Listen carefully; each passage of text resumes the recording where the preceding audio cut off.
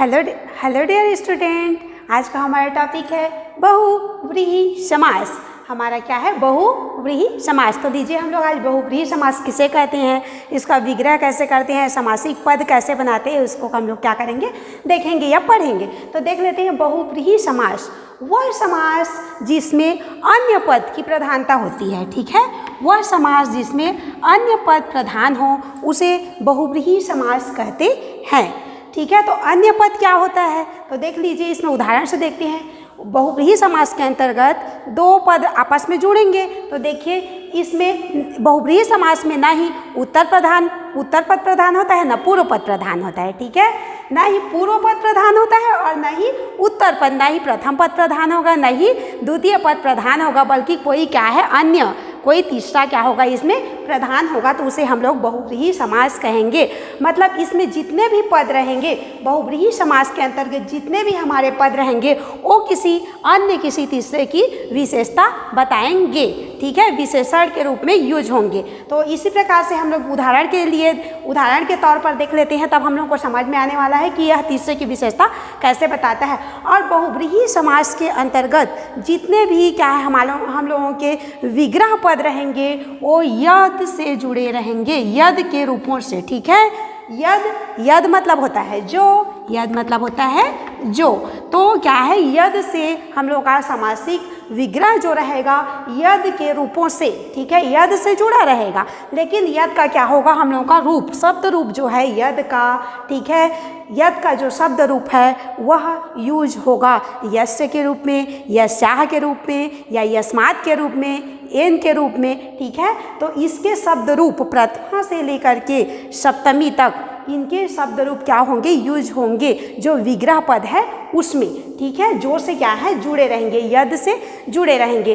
तो क्या है, बहुव्रीहि समास के अंतर्गत ना प्रथम पद प्रधान होता है, ना द्वितीय पद, मतलब पूर्व पद प्रधान नहीं होता है, ना उत्तर पद प्रधान होता है, और क्या होता है, कोई अन्य मतलब कोई तीसरा क्या है, प्रधान होता है। उसे हम लोग बहुव्रीहि समास कहते हैं। इसमें दो पद, ठीक है, दो या दो से अधिक पद आपस में जुड़ करके किसी अन्य की विशेषता बताते हैं। तो देख लीजिए हम लोगों का यहाँ पर शुक्लांबरा, एक एग्जाम्पल ले लेते हैं। शुक्लांबरा, तो शुक्लांबरा श्वेत वस्त्र वाली, कौन है जी, श्वेत है वस्त्र जिनका, तो हम लोग की है सरस्वती माता। तो देखिए यहाँ पर बहुव्रीहि समास में ना सफ़ेद की विशेषता, शुक्ल मतलब सफ़ेद की विशेषता बताई जा रही है, ना ही अंबर, ना ही कपड़े की विशेषता बताई जा रही है, बल्कि किसी तीसरे सरस्वती माता की विशेषता बताई जा रही है। तो देखते हैं, एग्जाम्पल है शुक्लम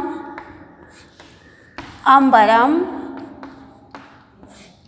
यस्याः सा, शुक्लम अंबरम यस्याः सा, शुक्लम अंबरम यस्याः सा। देखिए यहाँ पर सा यूज हुआ है। अदर एग्जाम्पल हम लोग लेंगे तो स भी यूज हो सकता है। तो यहाँ पर सा क्या है, शुक्लांबरा हम लोगों की सरस्वती माता स्त्रीलिंग के लिए हम लोग सा यूज किए हैं। और देखिए यद का रूप इसमें रहता है, यद का शब्द रूप जो के लिए यूज करते हैं। तो देखिए यहाँ पर यस्याः है, स्त्रीलिंग का षष्ठी विभक्ति, सरस्वती माता, सफ़ेद है वस्त्र जिसका या जिनका, तो का के लिए हम लोग का के लिए हम लोग षष्ठी विभक्ति यूज करते हैं। तो स्त्रीलिंग यद का षष्ठी विभक्ति यस्याः एक वचन में होगा, क्योंकि सरस्वती माता एक ही है, एक वचन के लिए हम लोग यूज कर रहे हैं, तो यहाँ पर यस्याः होगा। तो अब देख लेते हैं, शुक्लम अंबरम यस्याः सा। तो शुक्ल सफ़ेद या श्वेत है, अंबर मतलब कपड़ा, जिनका, वह कौन है जी, शुक्लांबरा, वह क्या है, शुक्लांबरा, शुक्लांबरा, शुक्लांबरा मतलब होता है सरस्वती माता। कौन सी माता है हम लोगों की, सरस्वती। तो सरस्वती माता के लिए हम लोग यहाँ पर यूज कर रहे हैं किसका, शुक्लांबरा। तो यहाँ पर देखिए, ना प्रथम पद प्रधान है, ना द्वितीय पद प्रधान है। अगर और पद हम लोग ले आते हैं तो उसमें ए भी प्रधान नहीं है, ठीक है, तो बल्कि कौन है, ना प्रथम, इसमें ना पूर्व पद प्रधान होता है, ना उत्तर पद प्रधान होता है, ना शुक्ल प्रधान है, ना अंबर प्रधान है, बल्कि सभी किसी अन्य तीसरे के विशेषण के रूप में उपयोग होते हैं। मतलब अन्य किसी की क्या है, किसी की विशेषता बताते हैं उसे हम लोग बहुव्रीहि समास कहेंगे। तो देखिए यहाँ पर ना प्रथम पद प्रधान है ना द्वितीय पद प्रधान है, बल्कि ये आपस में दोनों मिल करके किसी अन्य मतलब सरस्वती माता की विशेषता बता रहे हैं। ये सरस्वती माता की विशेषता बता रहे हैं या विशेषण के रूप में यूज हुए हैं, तो हम लोग इसे क्या कहेंगे, बहुव्रीहि समास कहेंगे। और यहाँ पर देखिए यद का रूप, यहाँ पर शब्द रूप हम लोग का यूज करते हैं, ठीक है। और वो भी विभक्ति के अनुसार कर्ता ने कर्म को करण से संप्रदान के लिए अपरांश से संबंध का के की रा रे री अधिकरण में पर, ठीक है, या में पर के लिए या संबोधन के लिए भी हे भो अरे रे, ठीक है। तो यद का रूप, ठीक है, यद मतलब जो, ये तो सप्तमी तक ही होता है, ठीक है।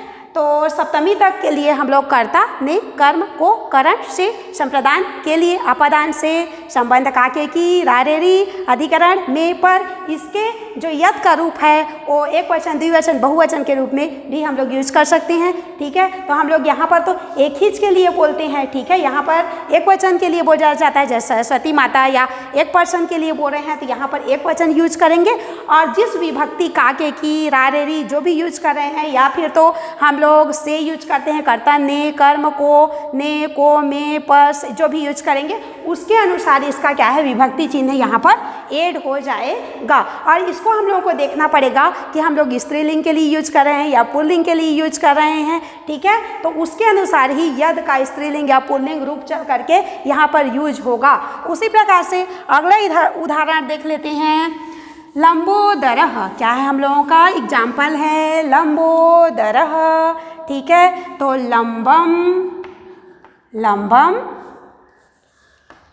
लंबम उदरम यस्य सः, लंबम उदरम यस्य सः, लंबा है उदर जिसका या जिनका, वह कौन है जी, उसका वो है लंबोदर, लंबोदरः, ठीक है। लंबा है उदर जिसका मतलब लंबोदरः, तो लंबोदरः लंबा उदर किसका है जी, गणेश भगवान के लिए हम लोग यूज कर रहे हैं, गणेश के भगवान के लिए यूज कर रहे हैं। तो देखिए यहाँ पर ना ही लंबा प्रधान है ना ही पेट प्रधान है, उधर मतलब पेट प्रधान है, बल्कि कोई अन्य क्या है, गणेश प्रधान है। तो यहाँ पर अन्य की विशेषता बताई जा रही है, और तो वह क्या है, बहुव्रीहि समास है। यहाँ पर ना प्रथम पद प्रधान है ना द्वितीय पद प्रधान है, बल्कि कोई अन्य पद क्या है, प्रधान है, जो यहाँ पर उपस्थित ही नहीं है, मतलब वहाँ पर उपस्थित ही नहीं है, उसकी हम लोग विशेषता बता रहे हैं। यहाँ पर लंबा ना ही प्रधान है ना उदर प्रधान है, बल्कि क्या है, लंबोदर है, मतलब गणेश भगवान यहाँ पर प्रधान हैं। अब इसी प्रकार से यहाँ पर देख लीजिए यस्य सः, यस्य हम लोगों का लंबा है उदर जिसका, मतलब का के लिए उपयोग कर रहे हैं, जिनका या जिसका भी बोल सकते हो आप लोग, जिनका, और सः मतलब वह। तो यह पुल्लिंग है, गणेश भगवान पुल्लिंग के लिए सः यूज हुआ है, अगर स्त्रीलिंग रहता तो सा यूज होता, ओके। अब यहाँ पर देख लीजिए यस्य हुआ है क्योंकि पुल्लिंग का यद का रूप इसमें रहता है, तो यद पुल्लिंग षष्ठी विभक्ति एक वचन में यस्य हो जाता है। तो लंबम उदरम यस्य सः इक्वल लंबोदरः। उसी प्रकार से देख लीजिए पीताम्बरः, पीताम्बरः, इसका हम लोगों को समास विग्रह करके समास का नाम लिखना है, समास विग्रह करके समास का नाम लिखना है। तो देखिए बहुव्रीहि समास, पीताम्बर किसको बोलते हैं, पीला है अंबर जिसका, तो पीताम्बर है हम लोगों का विष्णु भगवान के लिए यूज होता है। किसके लिए यूज होता है, इसको हमें ही याद रखना पड़ेगा कि ये किसके लिए यूज होता है, विष्णु भगवान विष्णु के लिए यूज होता है। अगर हम लोग इसका विग्रह करेंगे तो देख लीजिए पीतम हो जाएगा, पीतम अंबरम यस्य, चूँकि पुल्लिंग के लिए है तो यस्य जिसका या जिनका, यस्य, और पुल्लिंग है तो सः, वह के लिए हम लोग यूज करेंगे सः। पीतम अंबरम यस्य सः, पीला है अंबर जिनका, वह कौन है जी, विष्णु भगवान। तो देखिए यहाँ पर ना ये पद प्रथम पद प्रधान है, ना द्वितीय पद, ना फर्स्ट पद प्रधान है, ना सेकंड पद प्रधान है, बल्कि कोई तीसरा क्या है, विष्णु भगवान यहाँ पर प्रधान है। तो यह भी क्या है, बहुव्रीहि समास है। पीतम अंबरम यस्य सः इक्वल पीताम्बरः। इसी प्रकार से अगला उदाहरण देख लेते हैं, चंद्रशेखरः, चंद्रशेखरः। तो इसका विग्रह करेंगे तो क्या हो जाएगा, चंद्रः शेखरे, चंद्रः शेखरे यस्य सः, चंद्रः शेखरे यस्य सह। चंद्रमा है जिनके शिखर पर, ठीक है, जिनके सर पर या सिर पर बोल सकते हैं, वह कौन है जी? चंद्रशेखर, ठीक है, वो क्या है? चंद्रशेखर। चंद्रशेखर का अर्थ है शंकर भगवान। कौन सा भगवान? शंकर, ठीक है, शंकर भगवान के लिए यूज होता है। तो देखते हैं चंद्रशेखरे का, चंद्रशेखरे यस्य सह। तो यहाँ पर एक चीज़ और समझने लायक है कि बहुव्रीहि समास भी दो प्रकार के हैं। एक समनाधिकरण बहुव्रीहि समास है और एक व्याधिकरण बहुव्रीहि समास है। अगर दोनों पद की विभक्तियाँ अलग अलग हो तो व्याधिकरण तत्पुरुष समास होगा, और दोनों पद की विभक्तियाँ अगर सेम रहेगा, ठीक है, दोनों पद की विभक्तियाँ समान होगी तो वह समनाधिकरण बहुव्रीहि समास कहलाएगा। जैसे एक और एग्जाम्पल में हम लोग देख लेते हैं, लंबम उद्रम यस्य सह, जिसको हम लोग पीछे देखे हैं, क्या है? लंबम उद्रम यस्य सह इक्वल क्या है? लंबोदरः, ठीक है। तो यहाँ पर देखिए हम लोगों का समान विभक्ति है लंबम और उद्रम में, तो इसको हम लोग समानाधिकरण बहुव्रीहि समास कहेंगे। अगर देखिए यहाँ पर हम लोगों का प्रथमा विभक्ति है, लेकिन यहाँ पर क्या है? हम लोगों का सप्तमी विभक्ति है, तो ये हम लोगों का व्याधिकरण बहुव्रीहि समास के अंतर्गत आएगा, ठीक है। तो अब देख लेते हैं, चंद्रशेखरे यस्य सह, चंद्रमा है जिनके शिखर पर या सर पर, वो कौन है जी? शंकर भगवान। तो देखिए यहाँ पर चंद्रशेखर। इसी प्रकार से लंबम उद्रम यस्य सह, लंबा है उदर, लंबा है पेट, बड़ा है पेट जिनका, वो लंबोदर अर्थात गणेश भगवान हैं। उसी प्रकार से अगला एग्जाम्पल देख लेते हैं, वीड़ा पाड़ी है। वीड़ा पाड़ी कौन है जी? वीड़ा को पकड़ने वाली अपने हाथों में वो सरस्वती माता। तो देखते हैं, वीड़ा पाड़ौ यस्याह सा। देखिए यहाँ पर स्त्रीलिंग के लिए सा का यूज हुआ है, ठीक है, और यहाँ पर स्त्रीलिंग के लिए यस्याह का यूज हुआ है, यत के लिए यस्याह, ठीक है। और ये शब्द रूप है हम लोगों का सह ताते पुल्लिंग में होता है, लेकिन साते ता स्त्रीलिंग के लिए वह के लिए यूज होता है। तो यहाँ स्त्रीलिंग है तो हम लोगों का क्या हो जाएगा? सा हो जाएगा, क्योंकि वीड़ा पाड़ी कौन है जी? सरस्वती माता है। तो देखते हैं, वीड़ा पाड़व यस्य सा। और एक चीज़ यहाँ पर जानने योग्य है कि यहाँ पर प्रथमा विभक्ति है, बट यहाँ पर सप्तमी विभक्ति यूज हुई है, ठीक है, जिनके हाथों में बोला जा रहा है, तो में के लिए हम लोग सप्तमी विभक्ति यूज करते हैं। तो देखिए यहाँ पर प्रथमा विभक्ति और सप्तमी विभक्ति, तो व्याधिकरण तद बहुव्रीहि समास होगा। तो वीड़ा पाड़व यस्याह सा, तो क्या हो जाएगा हम लोगों का? वीड़ा पाड़ी मतलब हमारी सरस्वती माता के लिए यूज होता है, यूज करते हैं। कौन है? सरस्वती माता है। वीड़ा पाड़व यस्याह सा, वीड़ा पाड़ी सरस्वती माता। ओके, उसी प्रकार से अगला एग्जाम्पल देख लेते हैं, पतित पर्णः। तो पतित पर्णः का क्या हो जाएगा? पतितम पर्णम यस्मात् सह, पतितम पर्णम यस्मात् सह। तो ये हो जाएगा हम लोग पतित पर्णम, ठीक है, पतितम पर्णम यस्मात् सह, पतित पर्णम। तो देखिए ये क्या बोलना चाह रहा है कि पतितम मतलब गिरना, पतित मतलब गिरना, पर्णम मतलब पत्ते, यस्मात् सह गिरते हैं पत्ते